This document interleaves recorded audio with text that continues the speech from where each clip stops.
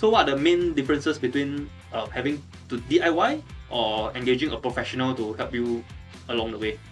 I guess the maybe 2 or 3 main differences, right, or between doing the sale or the purchase yourself versus engaging a realtor. The first one, I believe, is on the ground market experience, where realtors, we are viewing homes, we are doing transactions every single day. We will be more sensitive to how the market is moving, what buyers or sellers are willing to pay. Sometimes the objective of a transaction is not about the home itself or the price itself. It's really like, hey, some people tell me, Amos, I want to move in to my next home by this date. It's a combination of factors such as location and time. So this on-the-ground experience really benefits the home buyer or the home seller so that plans can be put into motion, and nobody wants to get stuck selling their home for a year or 2 years, or finding the next home for another half a year, right? So the timeline is important as well. The next thing, which is usually a very sensitive topic, right? Savings. It's really to everyday person.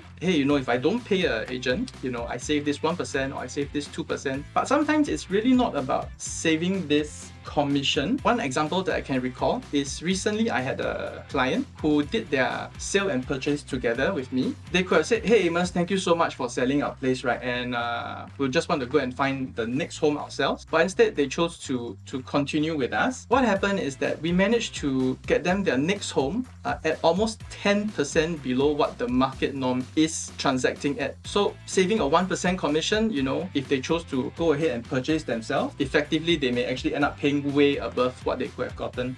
So this is one example of savings by really just tagging onto the experience, the expertise of the realtor. And the third one really is, we don't know what we don't know, right? When we engage a realtor, you get to explore various options with the realtor. They could have suggested, hey, 4 generations under one roof, right?